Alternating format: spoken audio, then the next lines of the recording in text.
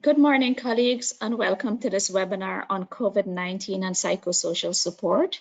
My name is Shanti Singh Anthony, Knowledge Management Coordinator for the Pan-Caribbean Partnership Against HIV and AIDS, and I will be your moderator for today's webinar.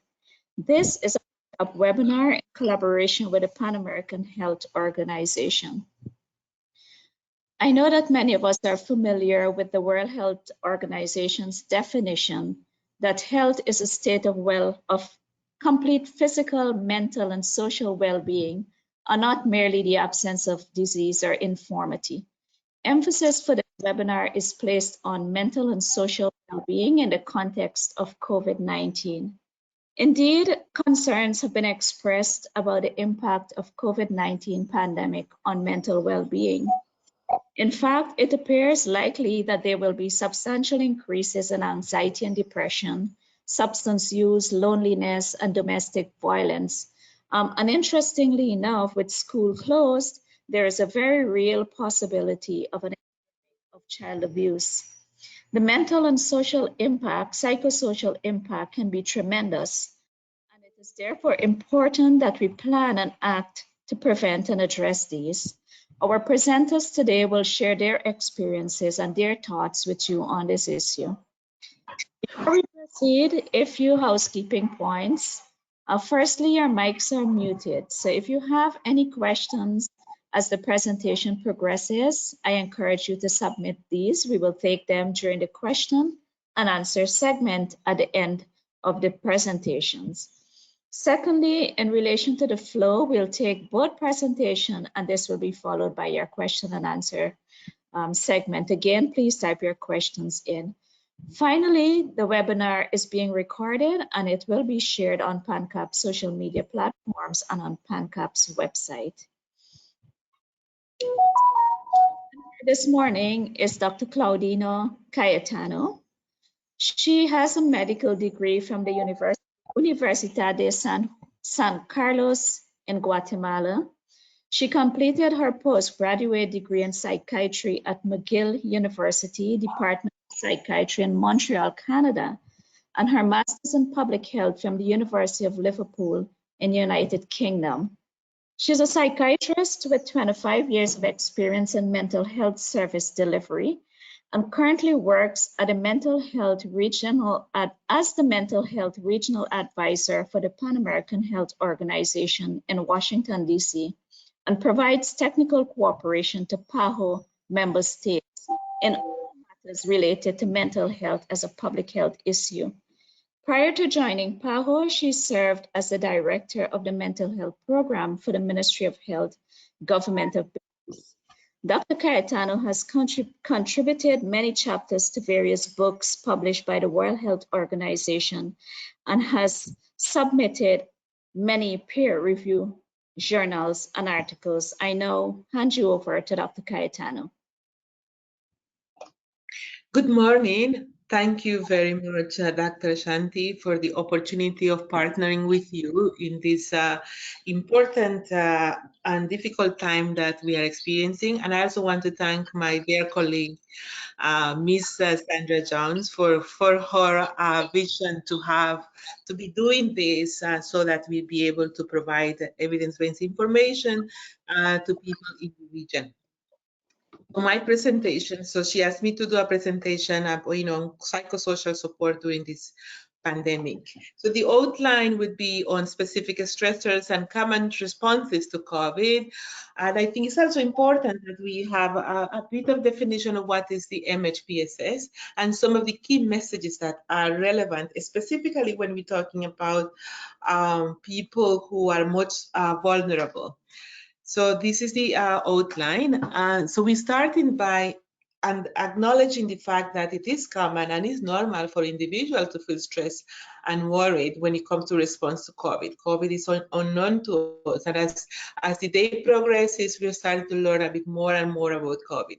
But so it has a specific stressors. It brings a specific stressor because of the infectiousness, so the fear and the anxiety about the disease, and this can be quite overwhelming.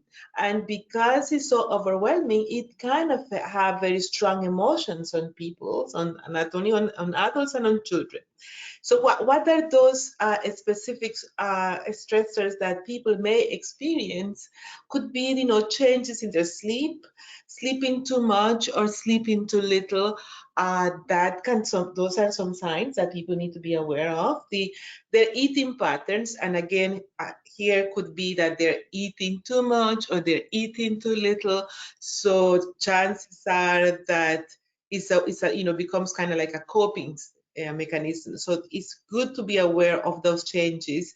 The difficulties with concentration.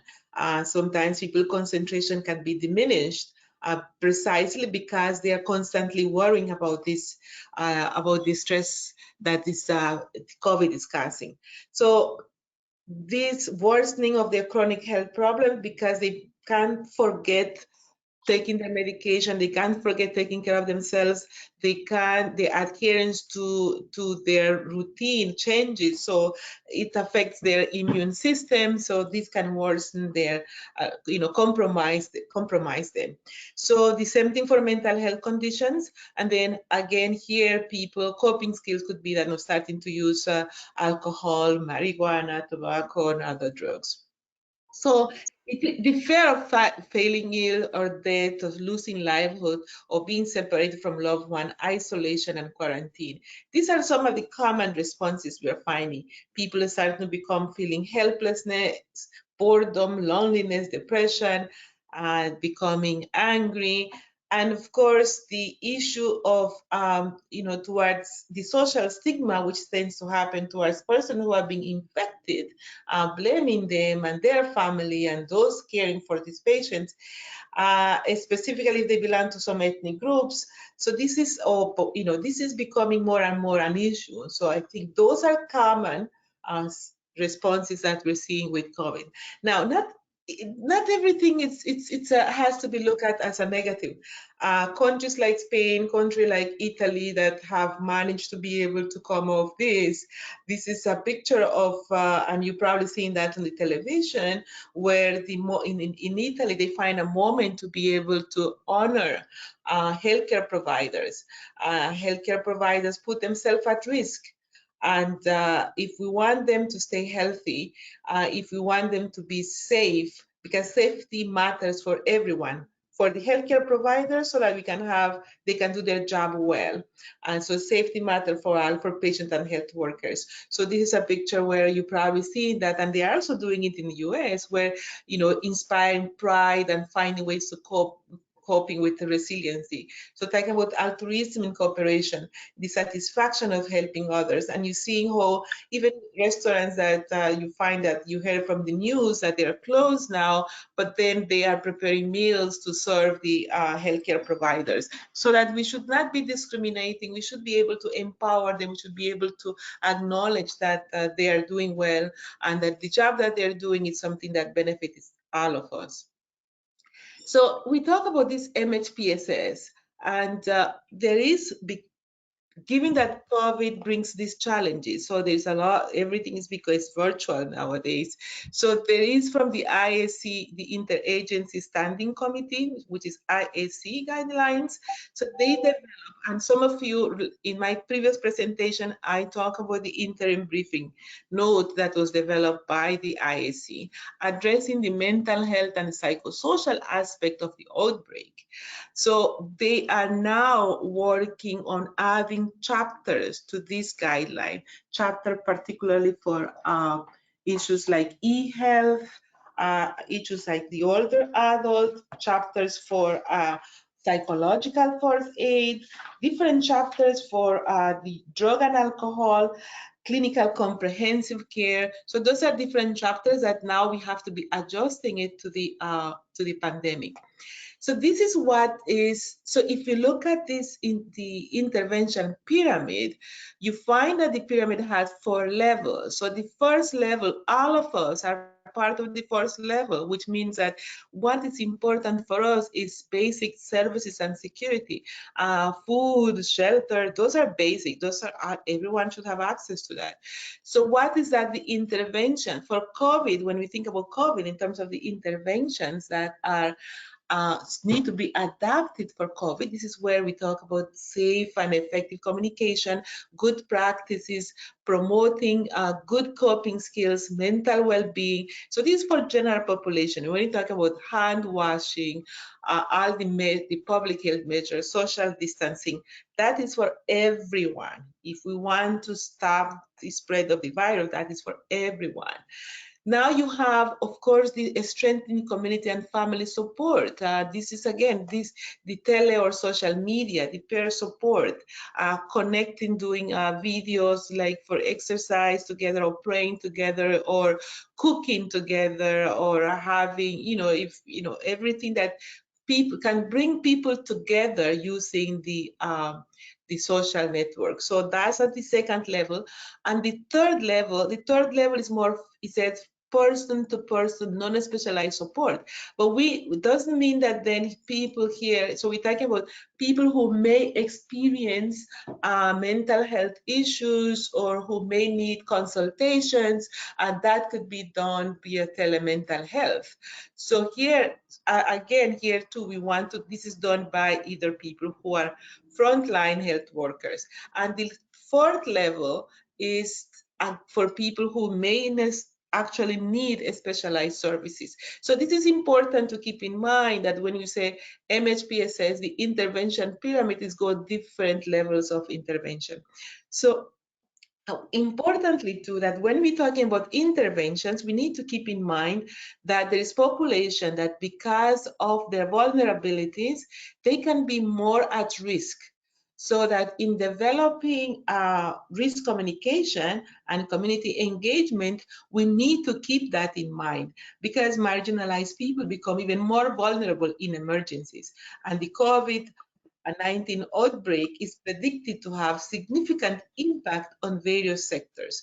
So who are they? So you have and I think at the end of the presentation, and I'm sure we have the link to this publication on COVID-19, how to include marginalized and vulnerable people in risk communication and community engagement. So this is a publication that it's useful. It's also developed by the ISC guideline that could help when people want to develop this risk communication and why it is that this is important. So when we talk about children, why is it that we want to be including children? So the reason behind that, because children are usually unable to express their fears and anxiety, and the prolonged periods of school closure and movement restriction may lead to emotional issues for kids.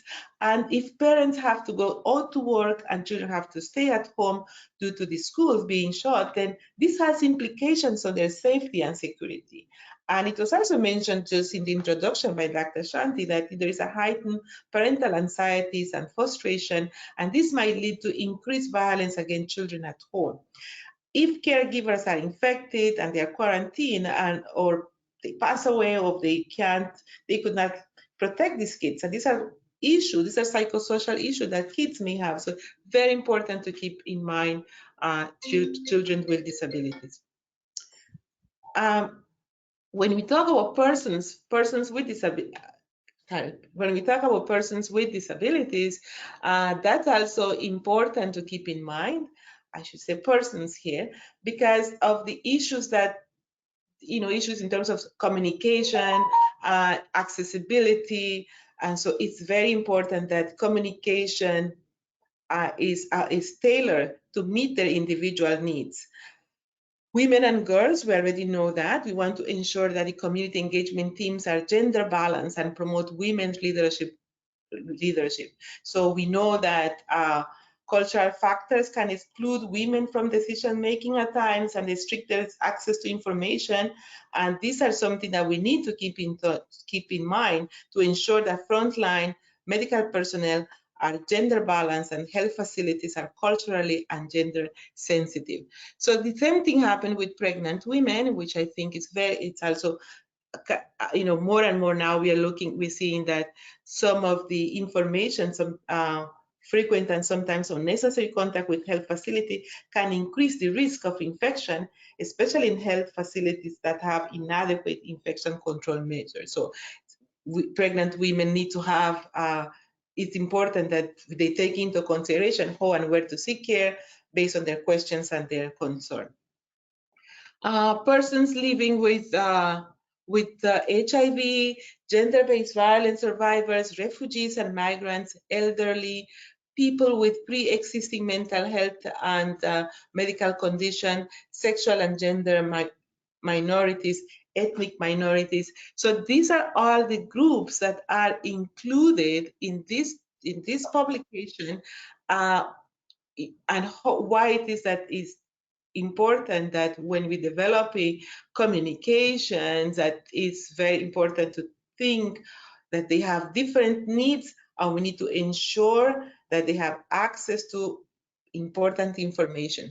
So for example, when we're talking about persons that are living with HIV, we want to make sure, and my apologies there for using the word people, because it should be persons, the actions that we want to include is to make sure that they utilize the community system to facilitate communication, that when we develop the question and answer in consultations with them, it's always good to make sure that they are consulted about their needs and their concerns, that wherever possible provide, when they go for medication, wherever possible, you don't want people to be coming every month, that you want to give them a few months supplies of their medication because of their compromised immune system. So you don't want people to be coming every month to the health center. So if possible, give them much more. But we also want to make sure that, part of the integration is that. So suggest that they have enough medication, enough food, so that they can stay home and stay well. So clearly, provide psychosocial support is very important, especially because they may already feel anxious and stigmatized, and they become much more vulnerable. And then we also know that sometimes the issue of discrimination is still there. So persons living with HIV may still be denied access to essential medications or to burden to, because they can be looked at as burden to health system. At this stage, that should not be happening, but sometimes we still see that still happening. So what are the messages that we want to be creating at this stage, with this virus? We want to make sure that, we acknowledge that people can have these feelings, as I mentioned before, of being distressed, of being worried, and sometimes being confused. So the recommendation is for people to stay connected, talking with people that they trust, contacting families. So these are, if they are overwhelmed, it's important that people find a source of comfort, either, through religious, contact their pastor, contact their priest, someone that you can trust to talk to, or a community elder. And the communication nowadays becomes much more easier. I find that through these connections, people are more and more connecting with each other, calling and checking on each other, and talking about their concerns. Importantly, though, that you get the facts about risk and how to take the precautions, and to make sure that people are using credible sources to get the information.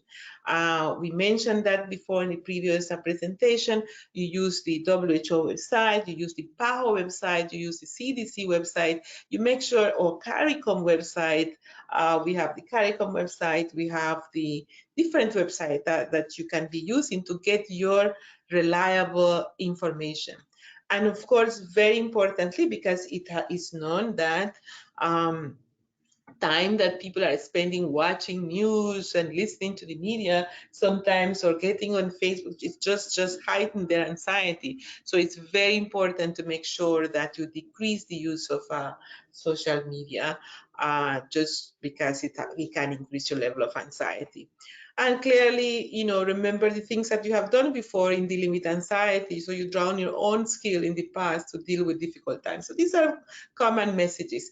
These are just messages from PAHO social media. So in terms of, what are the recommendations that we want to be able to spread the kindness, in terms of be kind to address fear and during the stigma, be kind to how do you support each other. There is a website there, so you can go and get the social media, get this postcard, about kindness. So I think this is very important. This is what we want to be able to be, this is what should be, we want to spread, to show empathy to people who are affected, to show, learn more about the risk, adapt practical measures to stay safe, and then, talking about sharing the latest facts and avoid being, too hyper about this, and tell stories of people who have experienced this virus. So these are not helpful. These are very good messages that we want you to have access to. Part of this social media postcard is that here we want to be able to be, all of us, to learn to be supportive, amplify hopeful stories about positive images of local people. That's what, and sharing positive messages rather than messages that are degrading, that are not helpful. We want to be able to share messages of how people protect themselves and be supportive to others. So you have access, you have the website there if you want to be able to look at this postcard and share them. These are just few that we are putting here for you to use. And importantly, as because of their vulnerabilities, we talk about the elderly or older adults, that this is an important time for them to be, for us to provide practical and emotional support, and that we share simple facts with them about what's going on, and to be clear in giving information, especially in how to reduce the risk of infections. And I think everyone, and I'm sure this is being happening more and more now, to make sure that we keep, because of the distancing, because of the isolation, we want to make sure that we keep regular contact with our loved one. Have this regular schedule to checking on each other, either in the morning or in the evening, but that we do that as part of making sure that we are connecting with each other. So here for the older adults, these are the resources that are available. So there's a lot of resources in terms of, for how the 10 ways you can help the elderly and people with underlying conditions that are living with you, and again, the ones that are living alone, and 10 ways to prepare and protect yourself if you're 60 or older living with underlying conditions. I'm not going to be reading all these resources, but I think it's just for you to know that there's resources that you can access to be able to prepare yourself, to be able to provide information that is helpful as we are going through this pandemic. We also did there was also a webinar, and when you get this presentation, you can click on the recording, and this was a webinar on recommendation for the inclusion of people with disabilities in the response to COVID. And again, there is again a publication and how to do that how to do that based on evidence. So for children, we want to make sure that there's key messages for children in terms of encouraging active listening and understanding of their attitude. It should, help children to find positive ways to express these disturbing feelings, such as anger, fear, and sadness. Sometimes kids tend to regress, and we see that even in their play. So we want to be able to engage them in creative activity, in playing, in being connected with them. So it's important to encourage an sensitive and caring environment around the child. For some people, this is very difficult because some people have lost their livelihood. The kids are at home, and it's very difficult, but at least the idea here is that, we will go through that, and then this is important that you remember that children often take their emotional cues from the adults in their lives. So the adults need to manage their emotions well, remain calm, listen to the children's concern, speak kindly to them, and reassure them, because they are looking up to you. So keeping regular routines, keeping a schedule as much as possible, creating new environment, including learning and playing and relaxing. So if possible, if they have schoolwork, support that. And then again, you want to provide facts about what is going on and give clear and child-friendly information to kids. And then again, have them participate with chores in the family, have them being part of that. This is very important. There is resources for children, tips for healthy parenting, keeping it positive, how to stay structured, how to keep calm and manage stress, how to talk about COVID-19. And these are, again, very important resources that people can have access to in order to stay well and through this pandemic. This is a recent publication from the same IAC, is the IAC guidelines, and you will have the website where you can access that. So My Hero is You, how kids, this is from kids, for young kids to be able to understand, and you can read to them, you can read together about the COVID-19. So it's a very important, relevant resource. Clearly, it's also important to think about people who are in isolation and in quarantine, specifically because we are seeing more and more, the more people become infected and they need to be isolated, they need to be in quarantine. This is for our own good. So it's very important that when they are in quarantine, they get a lot of support, and we want to make sure that they keep their personal routine, they create new healthy routine, engage in healthy activities that they enjoy and that are relaxing. So of course, exercise is very important. As I mentioned about, the physical activities, the eating habits and healthy food, to keep things in perspective. And if the health authorities have recommending limiting your physical contact to contain your outbreak, you can still stay socially connected. And this is what we are recommending. So if the social media, video conferencing is just the physical distancing, not the social disconnection. So I will stop here, but before that, I wanted to play a video for you that is, it was created from PAHO, which I think is also very Stress is a state of mind that many of us are experiencing, or any other websites provided by health authorities in your country. Limit exposure to news coverage. To minimize your anxiety and unease, limit the time you and your family spend watching or listening to news that you find alarming. Finally, apply previously learned strategies. Try to put into practice skills that you found helpful during difficult situations in the past. For more information, please visit the Pan American Health Organization's website, www.paho.org/coronavirus.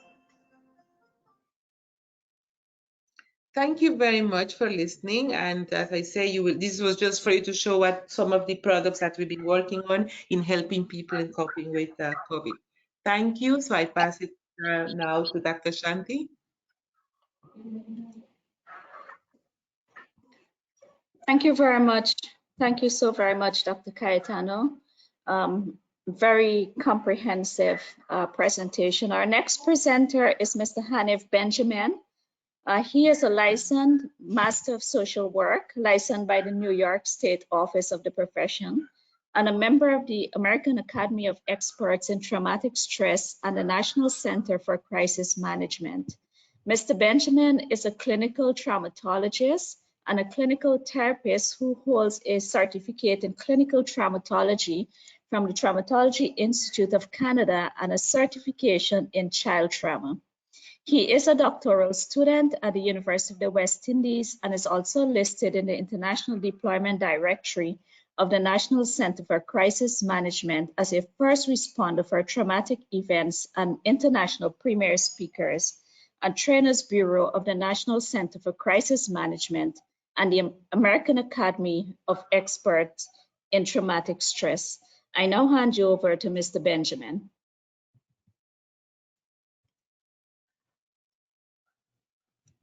Thank you so much and good morning to all. Thank you to Sandra Jones for extending the invitation. I am indeed very grateful.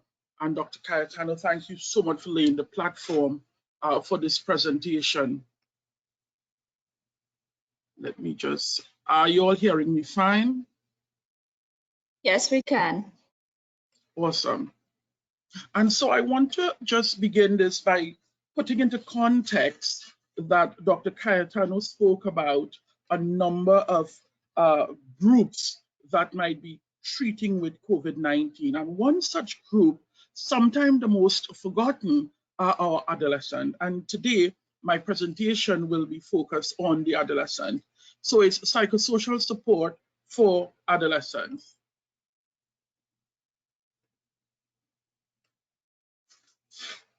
And so in this session, I would look at youth brain development, and I'll tell you why. The whys of adolescent behavior, major issues during COVID-19, supporting our teenagers and adolescents during the COVID crisis, and strategies for self-care. And so I want to start by the youth brain. And why is this important for us? The youth brain basically run their life at this point. Literally, the brain is in control. Why is that? Because during this period, their level of coping mechanisms have not fully been developed. The teen brain in itself is a work in progress. As it is known through many research, the brain fully comes to its maturation in mid to late 20s. So it means that there are functioning that are still immature or in its developmental phases. And so you're talking about controlled impulse, calm reaction, understanding of the sequencing of behavior that allow for rational decision making. And right now, the question is, can they make rational decision based on all that is going on? And so the common connection between the adolescent brain and development is very important for us to consider. Why is that important for us to consider? Because the development or the way the brain develops will determine the outcome of what they are treating with. What is very important for us to understand at this point is that they are still learning about their environment and how to react or behave in different situations. This situation, COVID-19, as you are well aware, is a very confusing time for all of us, more so our adolescents.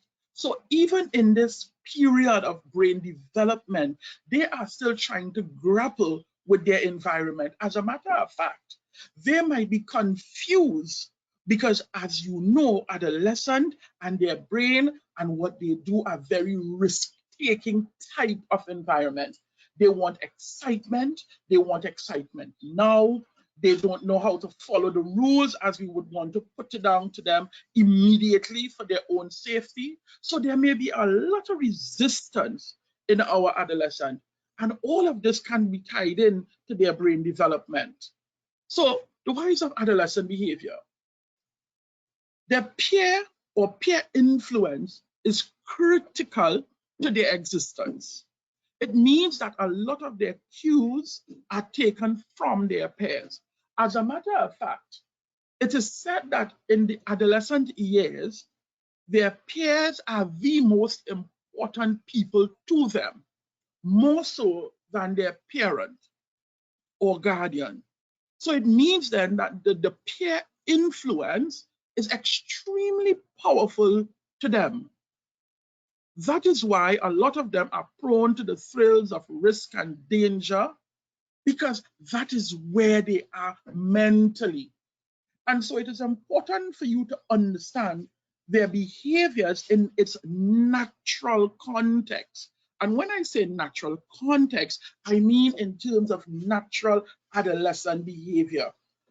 Most of the research have said to us that adolescent behavior is very closely linked to delinquent behavior. As a matter of fact, when you are doing assessment for delinquency or delinquent behavior, you have to be so careful so that you are not misinterpreting adolescent natural behavior to that of delinquent behavior.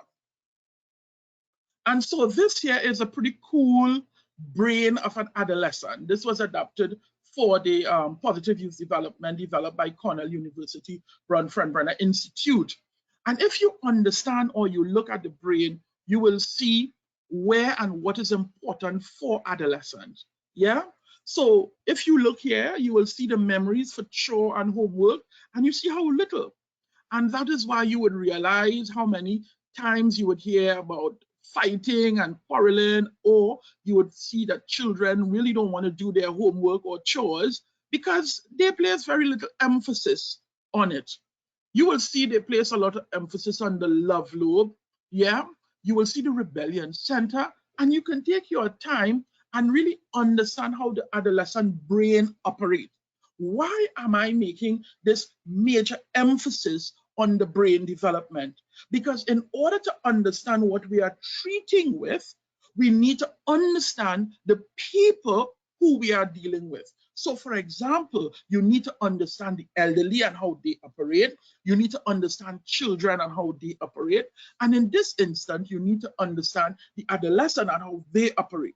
Because when you understand their operation, you are able to work with them in treating with COVID-19. And so the connection between the brain and is very important, as I indicated. So I want to jump to the major issues during COVID-19. And again, this is not an exhaustive list because the list can go on and on, but I pull this out because I see it as critical for us to address. Emphasizing social distance, reduce social interaction, emotionally and socially ready, Freetime Crisis, and time. So let me take you through one by one. When I speak about emphasizing social distancing, based on all that I have said about the adolescent brain, one of the things that we have found is that teenagers, adolescents believe that they are invincible. They believe that they can get through anything. They believe that they are resilient, but they believe because of that resiliency, they don't need to worry. So what does this do for us? It means that it makes complying with the guidelines of social distancing a very difficult thing for parents. Because again, you would recognize that all the data and all the information throughout the world are speaking in a positive light for children and adolescents in relation to contracting the COVID disease and how it is being treated with them. So the news is actually saying to our young people that, hey, you are strong. You can beat this thing. And so in their adolescent mind, they may see this as, so then why all the fuss about us? If we are not really affected, then let us go. And so social distancing can be a very difficult challenge for our young people, but more so, equally challenging for parents and guardians to ensure that it is in fact occurring throughout the world. And so emphasis on social distancing is a major challenge. When you talk about reduced social interaction, we're talking about this for all age groups. But when you pay particular attention to the adolescent age group, where I told you before that peer interaction is critical in this stage of development, they may find themselves dealing with a lot of what Dr. Cayetano spoke about in terms of mental health challenges, depression and anxiety, because they don't know how to treat with not being with their friends. You're talking about a sudden cut in socializing, in school, in going out, in going to the malls, in having parties. They are not accustomed to this level of isolation. More so being isolated with their family, who most time they may find annoying, right? Because we know teenagers, everything and everyone is annoying to them. So you can imagine that they are stuck in this social isolation with their parents and their siblings. So that leads for an entire different topic in terms of how to manage family time in relation to COVID. But the reduced social interaction is a major, major blow for our adolescents. Emotionally and socially ready. Are they ready to treat with these challenges which may arise as a result of COVID? Because of their developmental stage, They may be ill-equipped to deal with the emotional roller coaster that is attached to all of what is going on.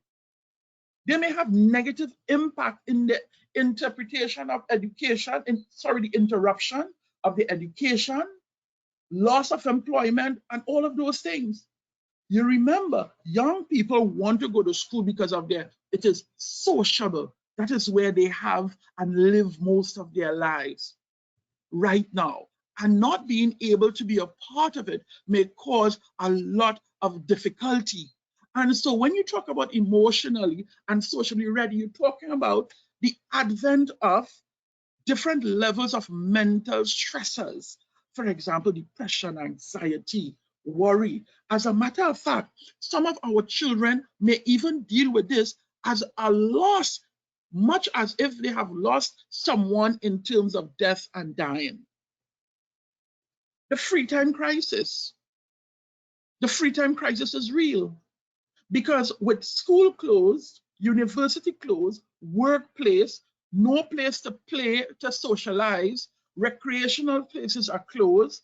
So young people are now at home with a lot of free time.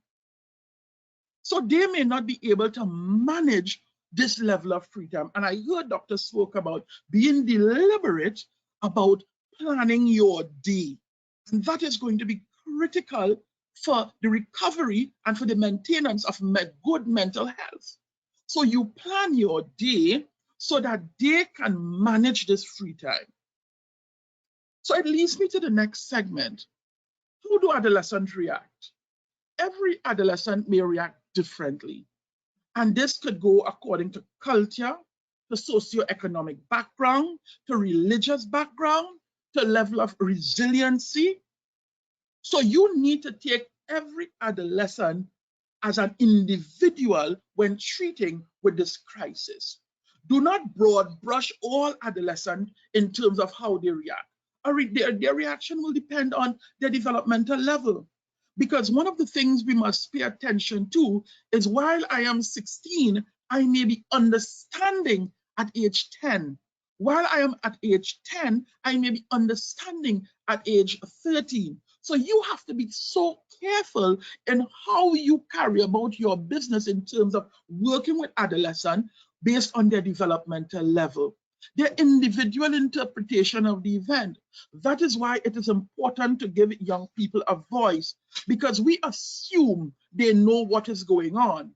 But every adolescent may see and interpret this event very differently. Premorbid functioning, previous life experiences, life exposure to trauma. That is so critical.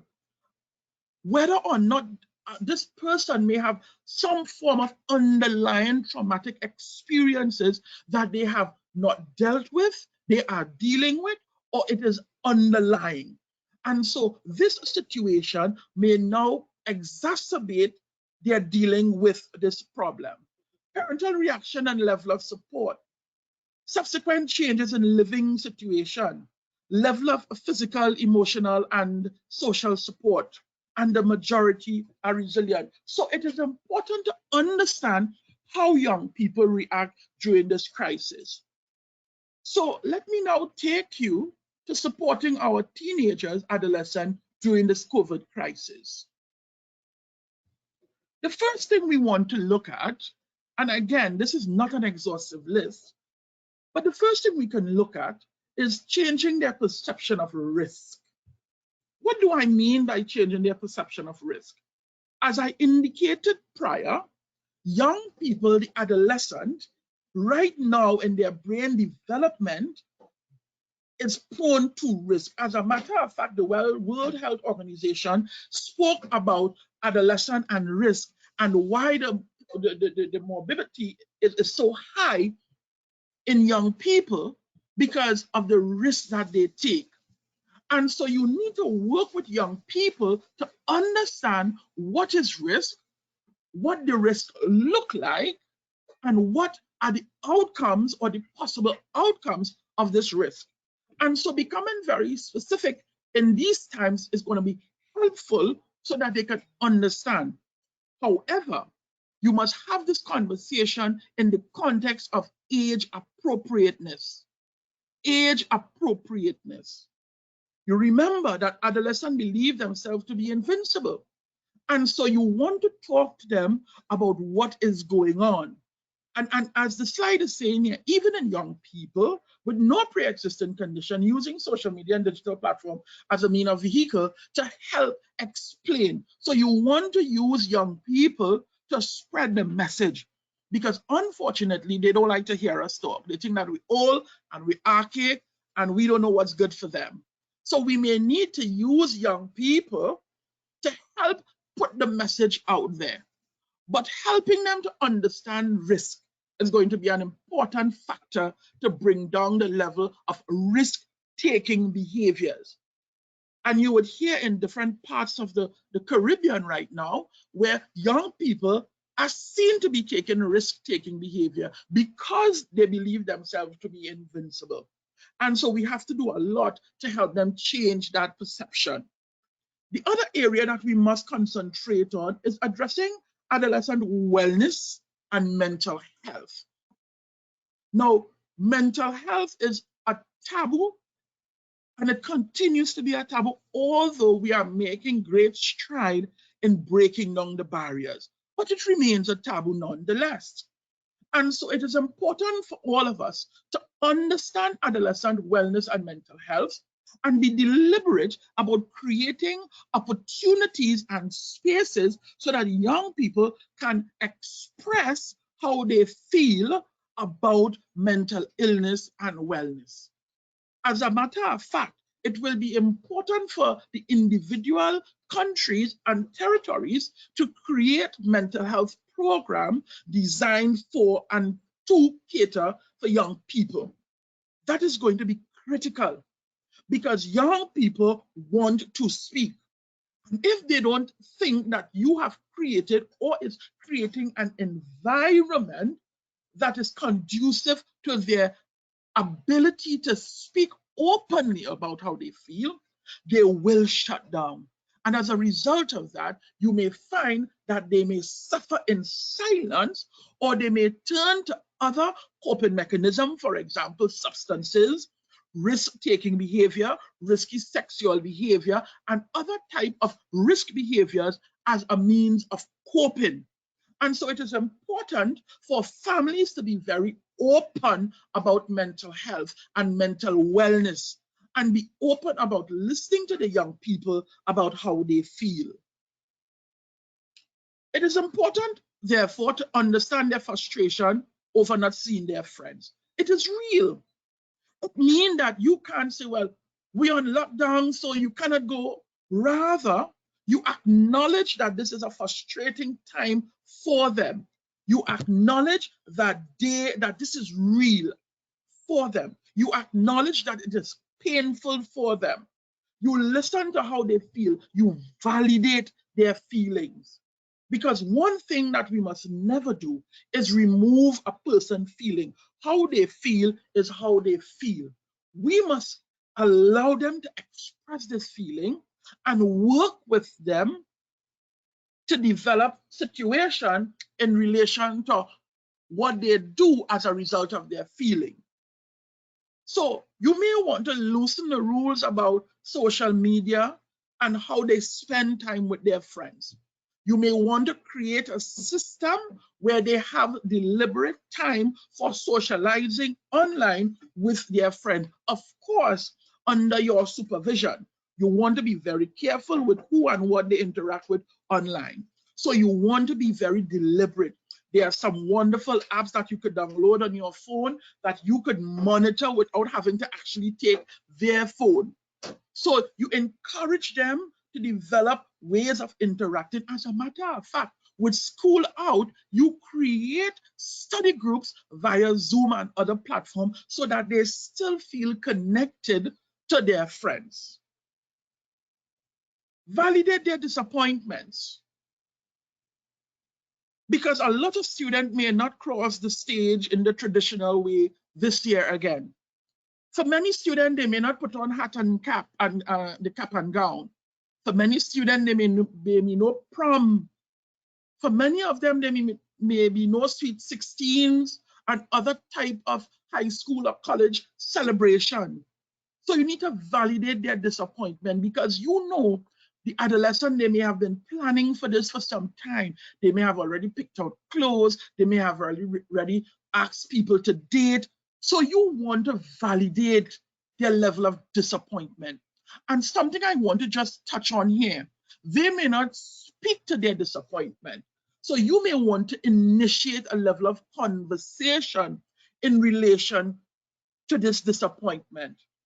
You also want to give them room to share, but you don't want to keep giving them false sense of reassurance that everything will be fine, because you don't want them to now have you as an enemy for giving them mis or false information. So strategies for some self-care, brief strategies. Protect your mental health. This pandemic is stressful, including young people.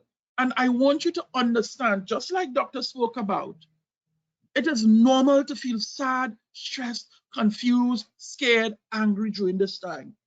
What is important is that you don't stay in this place of sadness or confusion. It is important that you treat. It is important that you recognize the signs early enough so that you can make meaningful intervention. It is important to limit the amount of news about and on COVID-19. It is important for you to get trusted news source and be deliberate about the amount of time spent looking at the news. Avoid rumors and misinformation. Get your news from trusted sources only. Increase chat or video calls with friends and family. Reach out to a trusted adult or professional if you need help. Encourage young people to come to you to have that conversation. Encourage young people to come to you when they are not feeling well. So help them practice mindfulness and mind your response as an adult. Mindfulness technique can vary. It helps us, especially when we have a routine or disruption in our routine, when we feel overwhelmed by frustration and disappointment. It is important to be grounded. It is important to be centered. And this is something that you can do as a family. There's a lot of apps and also programs on the television and the internet that you can use to help with mindfulness. You can download it, you can use it. Mindfulness teaches us to tune into our own emotion, especially when our emotion is so dysregulated at this time, right? So in order to just center you, utilize it. I want to throw in the exercise. It is important to continue to exercise and keep your mind and body active. For the adult, and Dr. Cayetano also spoke about this, model yourself, calm yourself, because young people model what they see. And so after this crisis is over, what would they say? What would they learn? What would they walk away with? So how you manage the crisis as an adult is critical to how they survive moving forward. So what you teach them during this period is what they will leave with. So you must be very mindful in terms of what you give out. And so, ladies and gentlemen, that brings me to the end of my presentation. I am on standby for your question and comments. I turn you over now to the moderator. Thank you very much, Mr. Benjamin, for an excellent presentation. Thank you for really taking a deep dive into understanding the risk and how to address adolescents in the context of COVID-19. I'll move into the questions. We have a few questions so far. The first question goes to Dr. Cayetano. So a participant would like to know, when you spoke about persons who are at higher risk for COVID-19, the participant would like to know whether you would consider men and boys at higher risk, and if you can share your thoughts on this.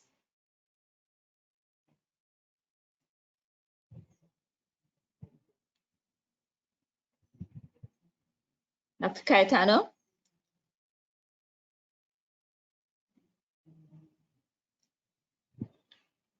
Your mic is muted, Dr. Cayetano. Okay, and am I okay now? Yes, you are. Oh, okay. Yes.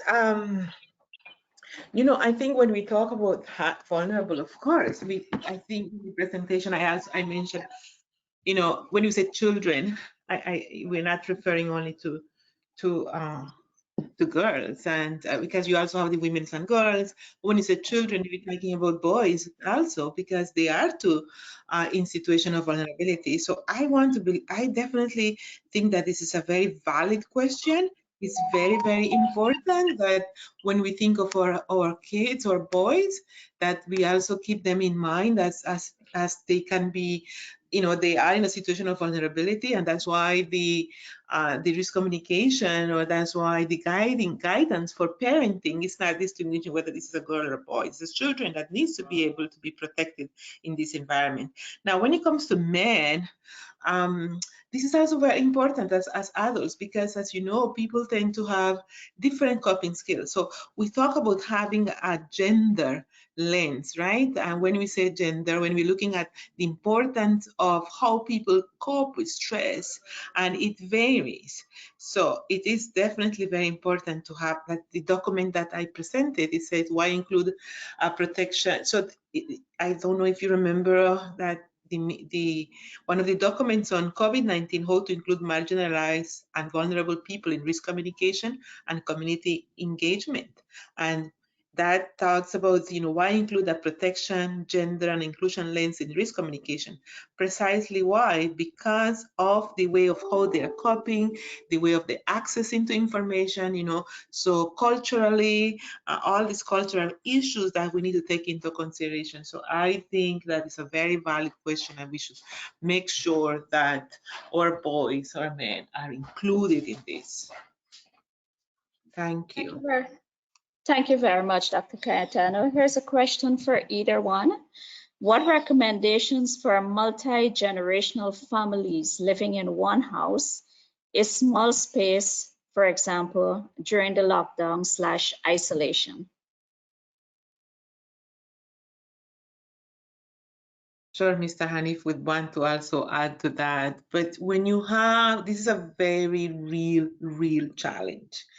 We're finding challenges now, like, you know, when we talk about hand washing, not everyone have access to clean water all day, every day. When we talk about social distancing, we talk about those things, the importance. So families who are in small settings, in very small space, and multi-generational, I think this is an opportunity to have a good discussion. So family there's a head of the household, there's someone there that this is also important, how we provide that message to them, keeping in consideration their context. So their context is such that they cannot, because the challenge too is that you have these families where the kids are out of school, the family may not have access to, they're not maybe at work, so they are a lot of stress.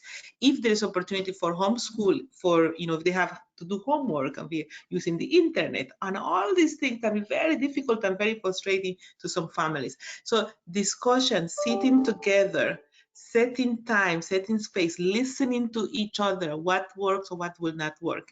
I think I like the presentation from Mr. Benjamin when he said, you know, but keep them work as a family in terms of not only to prepare meals together, not only to plan the day, who is going to be doing what, when, and where, who is going to be utilizing the space.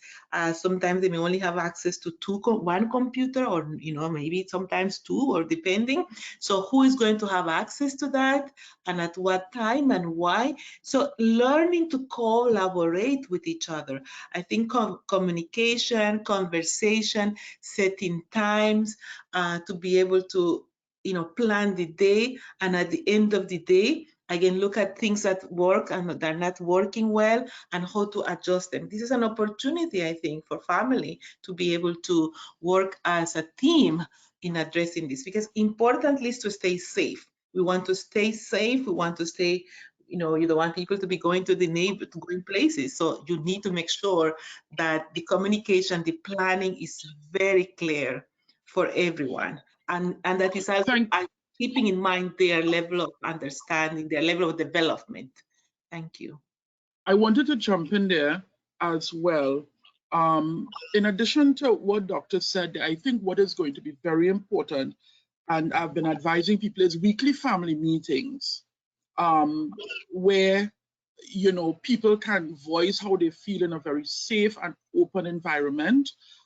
People can talk about ways in which they can work collaboratively. So be deliberate about family meetings.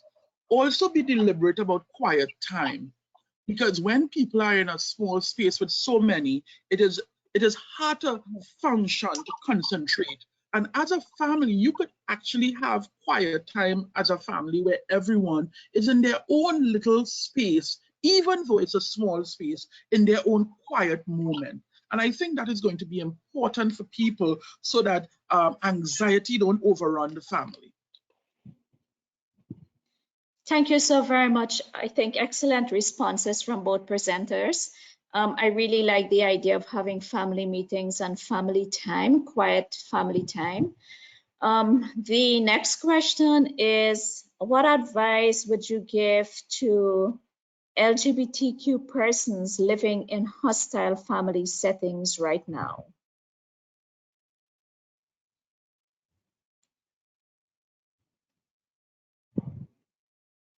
Dr. Cayetano? Benjamin, Mr. Benjamin, sure, please go ahead. This too is a real situation, not just for LGBT, but for children living in vulnerable situation, for elderly living in vulnerable situation, for all people living in vulnerable situation. And so my advice, as I've been saying all along, listen, we are in uncharted times, and right now, healing and family is going to be critical to the survival of all. And so outside of just putting away all level of aggression during this period for whichever group, and in this case, the question was specific to LGBT, it's going to be important to accept people, to accept who they are, and just move past the challenges. What is going to be important is to have that open and honest conversation. For example, a family member can say to the LGBT member, listen, I don't agree with your lifestyle. And that is okay to not agree with it. But what you do as a result of not agreeing is going to be critical. So having that open conversation with all members of the family about survival right now. You see, because the survival now is very different to survival a few months ago. So it is important to talk about, as a family, how are we going to survive right now?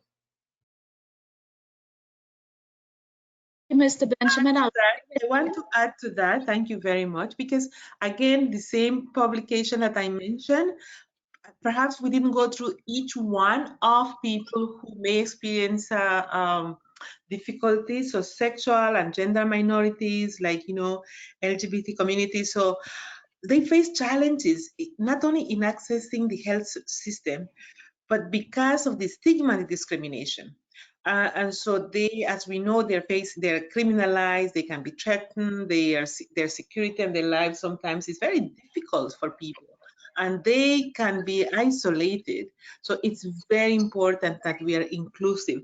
This is not a time for us to be blaming, and this is a time for us to be able to be more, because it's for our own safety, it's for our own security. So I think what we want to be able is to also consult with them, to work with them, to be able to see what are their specific vulnerability, what are their concerns, and how can they be part of this public health measure. So again, this is extremely important, not only for LGBT, for ethnic minorities, people. As I presented, I highlighted, I didn't go through each one of them, but I highlighted the different people that not only we normally focus on people with a pre-existing medical or mental health condition, but here we're talking about, sexual and gender minority, ethnic minority, children, so all of those can be experiencing stigma and discrimination. And so it's very, very important that there is opportunity to bring their concerns and how they can be supported.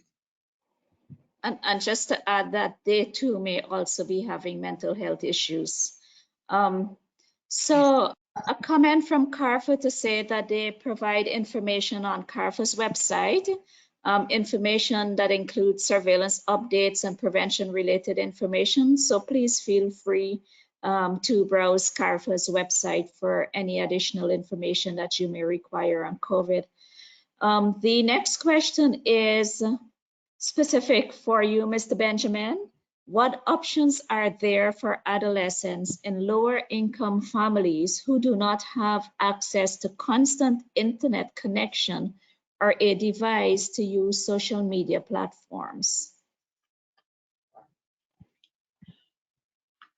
That is also a real situation that we are treating with. And that is why it is important to understand the socioeconomic impact of this situation that has gripped the world right now. And so one of the things that I may want to encourage is to partner with local telephone companies who have, I see in some instances, given special rates so that people can get internet on their phone. In terms of calling is an option as well. Calling one another is an option in the limited resources that we have.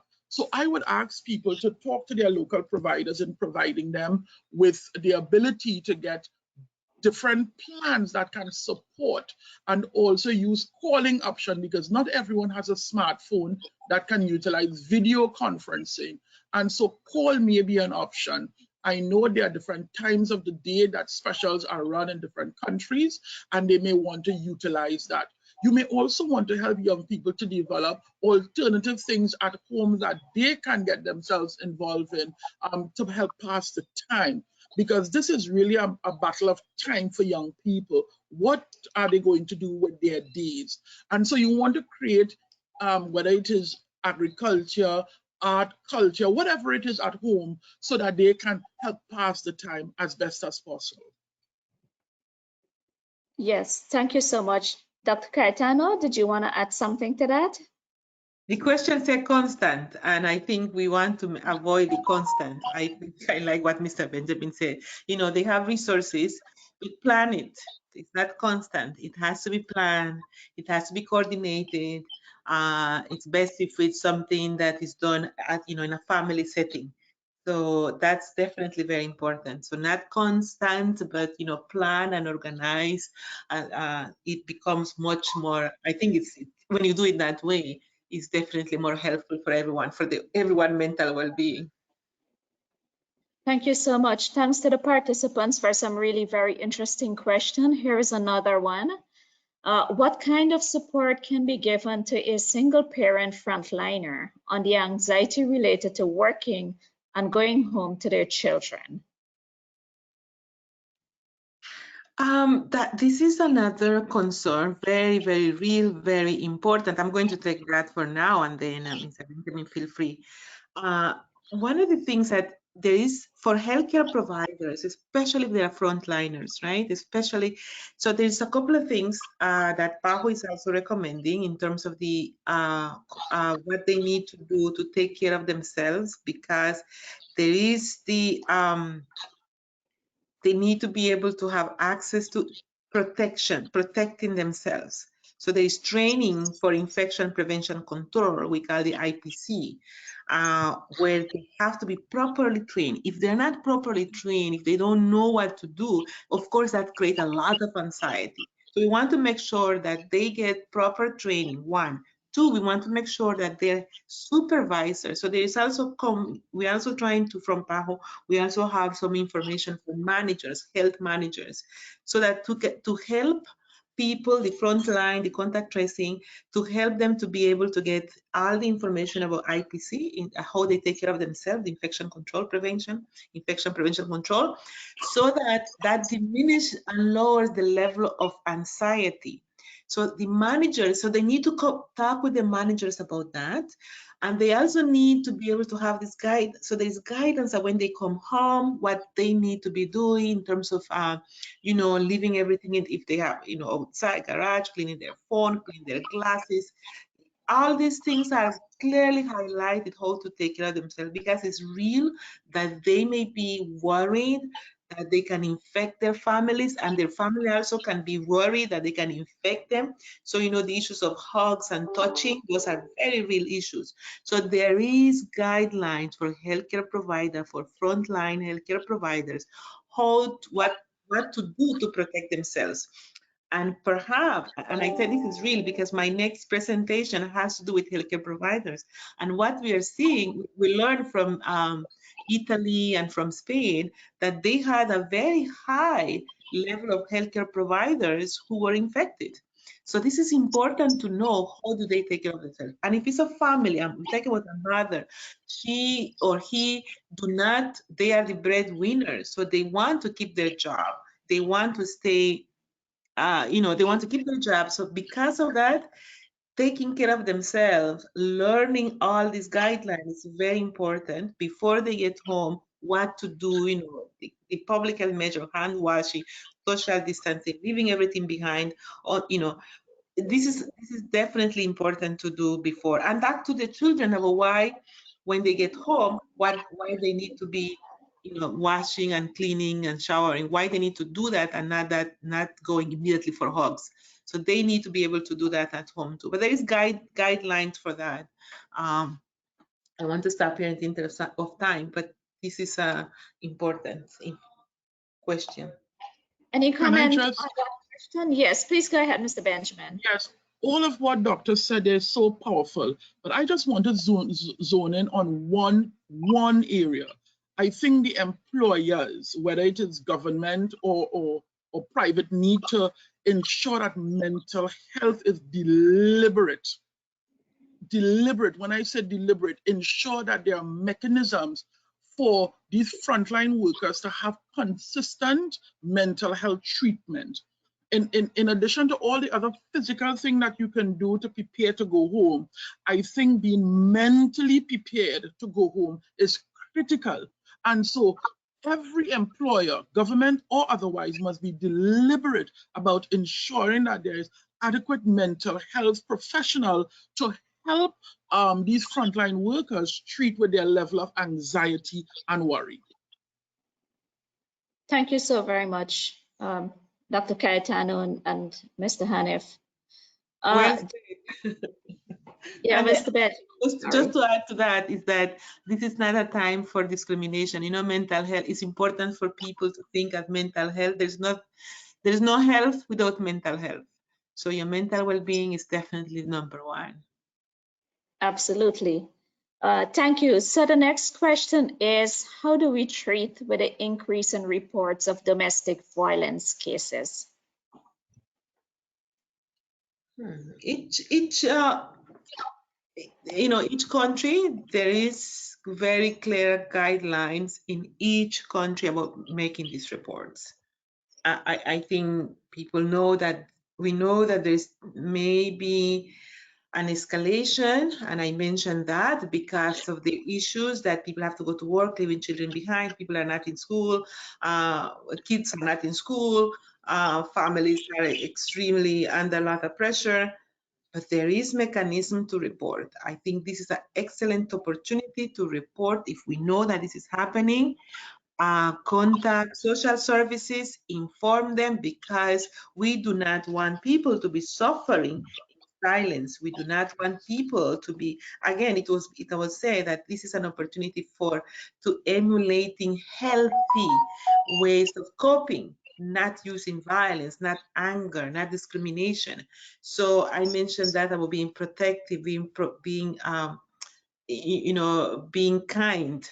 But if this is happening, it needs to be reported, and it's always each one of us responsibility to report that. And I know that every country, every person who is listening, they know what they are. There's hotlines, there's numbers where they can call to report this. And I will definitely encourage them to be reporting that. And normally when they're reporting, it's anonymous, so they don't need to be identifying themselves, because that's not the case.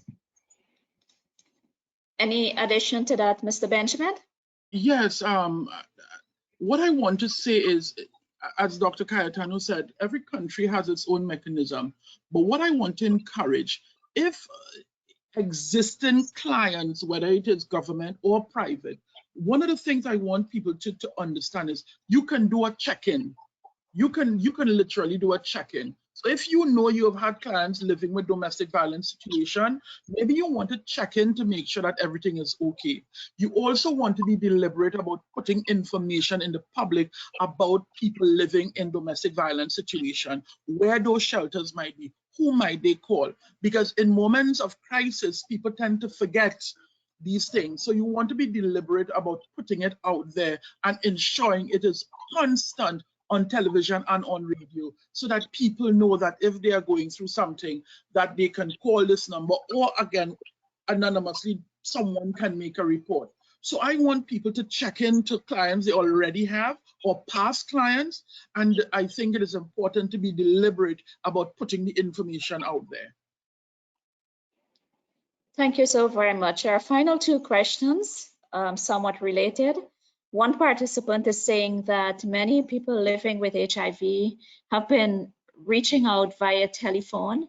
And so the question is there a training manual? Is there a protocol that can help in managing people living with HIV who require virtual therapy, as the participant calls it? And then the second question is, are there recommendations or preferred online platforms for use by mental health professionals for psychosocial support?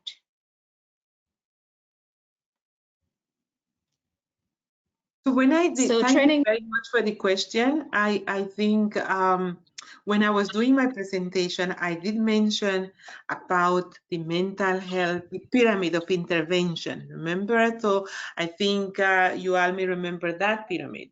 So what we're recommending is that for countries to have opportunities for people to be able to contact them. It's called telemental health.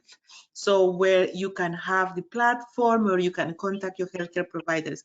I know that they have some countries who are providing. So there's two things. One is the hotline where you can call just to get regular information about where to go for services. And they may also tell you who can you contact to do a specific, if you need a mental health support, meaning that you have, and we from PAHO, I don't have that list of who is like I know which countries that are doing it.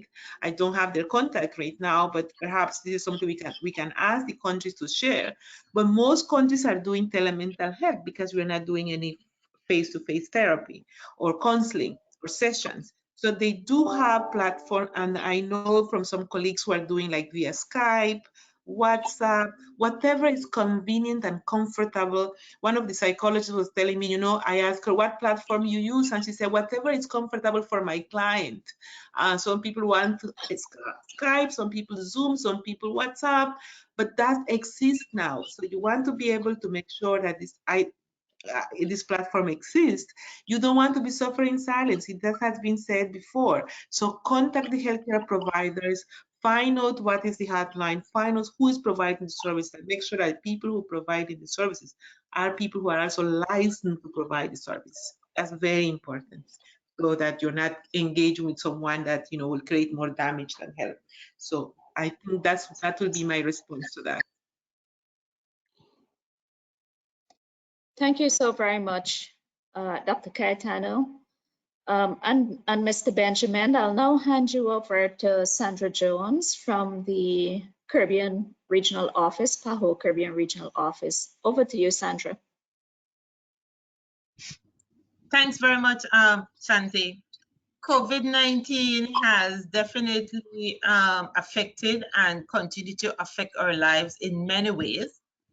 And as we adjust to this new normal, which we're still yet to find out what this new normal will look like, and as we cope and analyze our own needs, let us also be empathetic to all those who are affected. And I think this is one of the areas, or a resounding area, that came out of the presentation by Claudina this morning, as she looked at what are some of the common stressors to COVID.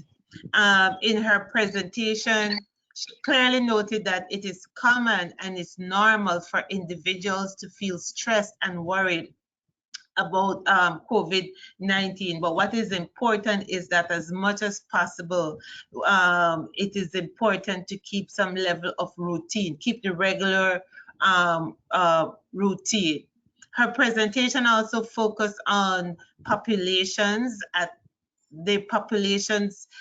disproportionate risk during this type of public health emergency. Some groups of which she identified are women and girls, pregnant women, persons living with HIV, the elderly, that is just to actually name a few.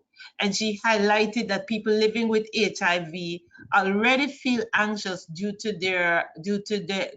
being stigmatized and their vulnerable needs. And these individuals may have need for for ongoing psychosocial support. Of course, she ended her presentation with some key messages and some tips, especially tips for parenting. These were shared, and we hope that you will be able to find these very useful.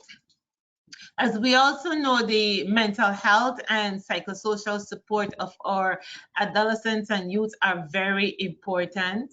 Hanif, you clearly illustrated the manner in which COVID affects this population. And as we all know, the whole reduced social interaction, the amount of free time that they now have on their hand can affect this group very negatively. I think one of the important things that was actually brought out is that each of the young people will react differently. And it will be, and it is also, and it's going to be based on their past experiences. And so this must be taken into consideration. Hanif also shared some guidance and strategies as to how to support teenagers and adolescents during this pandemic. I want to take this opportunity to thank both of the colleagues for the excellent presentations. And to all the participants, thanks for joining us again. Thank you for the questions and the comments. And we look forward to your participation in the next webinar, which will be shared shortly. For those who join late, this webinar will also be provided, will also be on the PANCAP Facebook, and I'm sure Shanti will share the details regarding that. So once again, thank you for your participation. Thank you and have a good day and continue to stay safe. Shanti, back to you. Thank you so very much, Sandra. And before I close the webinar, I would like to check in with you, Dr. Cayetano. There is a question that just came in, and a participant would like to know whether PAHO has developed guidelines for psychosocial support to persons who are COVID patients. And if it is, whether you can share that resource and I can then distribute to participants.